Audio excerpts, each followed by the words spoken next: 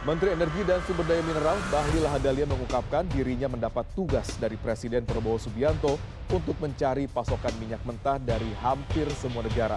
Penugasan itu diberikan di tengah gejolak energi global akibat perang di Timur Tengah. Rasanya sih kita berdoa agar tidak selesai perang dengan baik, cepat. Tapi kalau kita melihat dengan yang ada, ya ini kita berusaha untuk tidak terlalu panjang. Atas dasar itu, Bapak Presiden semalam memerintahkan kepada saya dan tim untuk segera mencari pasokan-pasokan minyak kita dari hampir semua negara. Di tengah gejolak dunia yang semakin tidak menentu, satu hal menjadi semakin jelas. Energi bukan lagi sekedar kebutuhan, tetapi telah berubah menjadi senjata strategis yang menentukan arah kekuatan global. Ketika konflik di berbagai belahan dunia meningkat, terutama di kawasan Timur Tengah, jalur distribusi energi menjadi titik paling krusial yang bisa menentukan stabilitas suatu negara. Dalam kondisi seperti ini, setiap negara dituntut untuk tidak hanya bertahan, tetapi juga mampu membaca arah perubahan dan menyesuaikan strategi dengan cepat dan tepat. Indonesia, sebagai salah satu negara dengan kebutuhan energi yang besar, tidak berada di luar pusaran ini.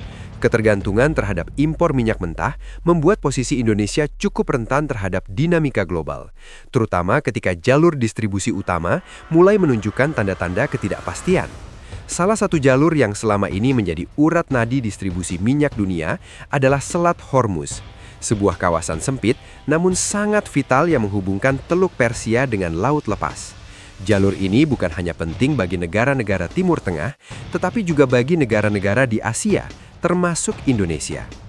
Dalam situasi yang semakin kompleks ini, Menteri Energi dan Sumber Daya Mineral Bahlil Lahadalia mengungkapkan bahwa dirinya mendapatkan mandat langsung dari Prabowo Subianto untuk mencari alternatif pasokan minyak mentah dari berbagai negara.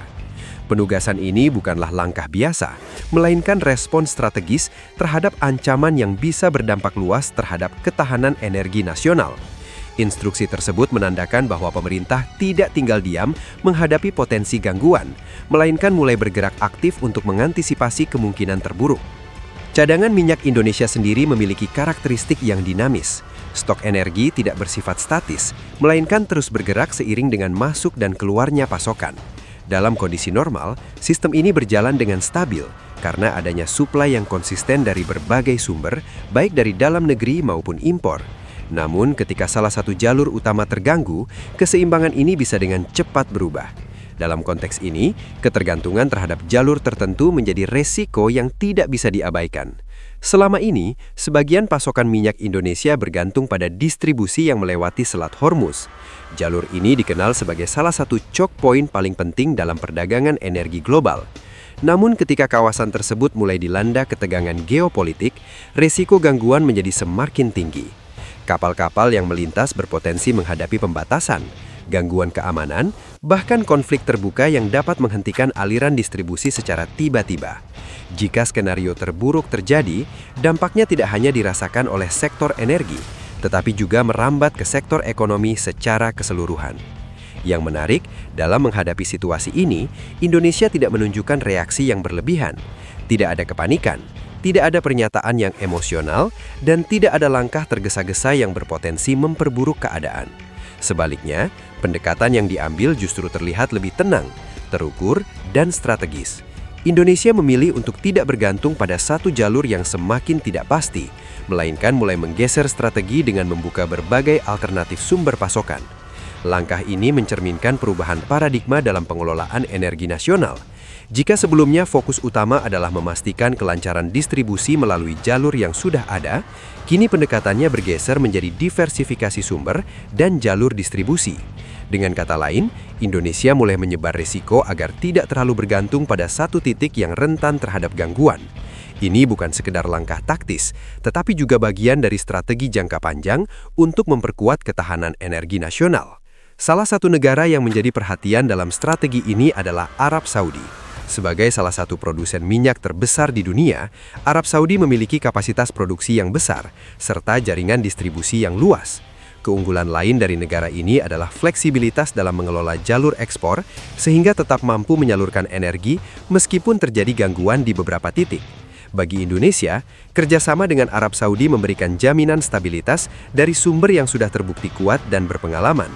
Selain itu, Uni Emirat Arab juga menjadi mitra strategis yang tidak kalah penting. Negara ini dikenal memiliki infrastruktur logistik yang sangat maju, dengan pelabuhan dan sistem distribusi yang terintegrasi secara efisien.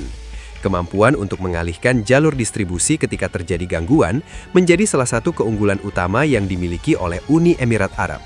Dalam konteks ini, Indonesia tidak hanya mendapatkan pasokan energi, tetapi juga akses terhadap sistem distribusi yang lebih aman dan fleksibel.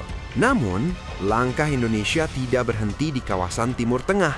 Dalam upaya untuk benar-benar mengurangi ketergantungan terhadap satu kawasan, Indonesia mulai melirik negara-negara lain di luar wilayah tersebut. Salah satunya adalah Amerika Serikat. Dalam beberapa tahun terakhir, Amerika Serikat telah berkembang menjadi salah satu eksportir energi terbesar di dunia, berkat kemajuan teknologi dalam eksplorasi dan produksi. Dengan kapasitas produksi yang besar dan sistem distribusi yang stabil, Amerika Serikat menawarkan opsi jangka panjang yang dapat diandalkan. Di sisi lain, Rusia juga menjadi alternatif yang menarik, meskipun penuh dengan pertimbangan geopolitik. Rusia memiliki cadangan energi yang sangat besar, serta jalur distribusi yang tidak bergantung pada Selat Hormuz. Hal ini memberikan keuntungan tersendiri dalam konteks diversifikasi jalur. Selain itu, dari sisi harga, Rusia seringkali menawarkan opsi yang lebih kompetitif.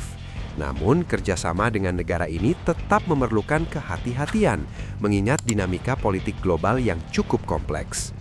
Tidak hanya itu, Indonesia juga mulai membuka peluang kerjasama dengan negara-negara di kawasan Afrika. Salah satunya adalah Nigeria. Langkah ini menunjukkan bahwa strategi diversifikasi tidak hanya terbatas pada negara-negara besar, tetapi juga mencakup kawasan yang selama ini belum banyak dimanfaatkan. Nigeria memiliki kapasitas produksi yang cukup signifikan dan dapat menjadi penyeimbang jika terjadi gangguan pasokan dari wilayah lain. Di tingkat regional, Brunei Darussalam menjadi salah satu mitra yang memiliki keunggulan tersendiri. Kedekatan geografis memberikan keuntungan dalam hal waktu pengiriman dan biaya logistik.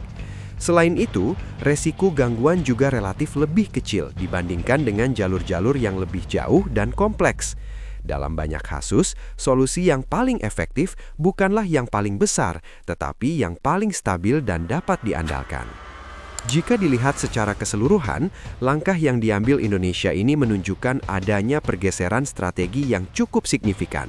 Dari yang sebelumnya cenderung bergantung pada jalur tertentu, kini mulai beralih ke pendekatan yang lebih fleksibel dan adaptif.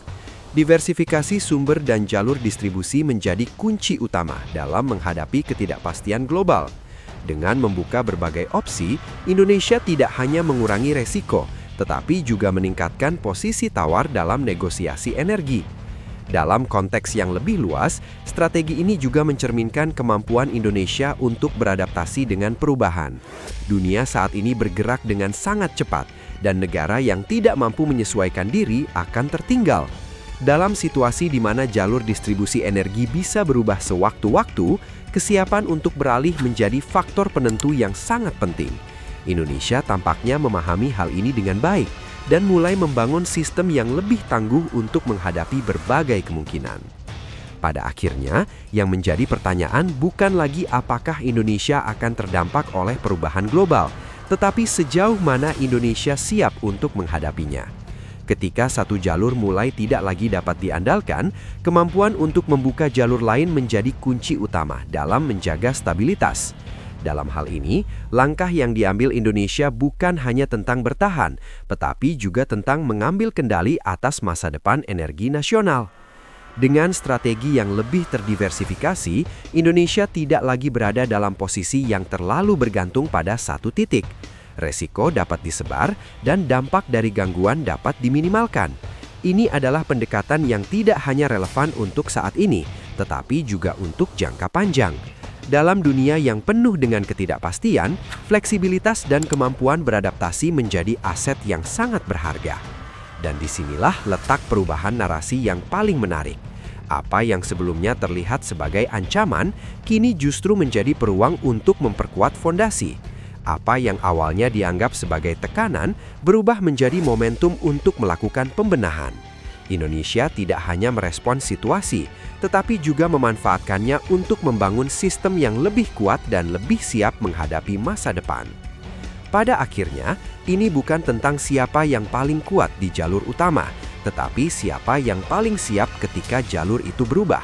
Dan dalam permainan besar energi global, kesiapan itulah yang akan menentukan siapa yang mampu bertahan dan siapa yang akan tertinggal.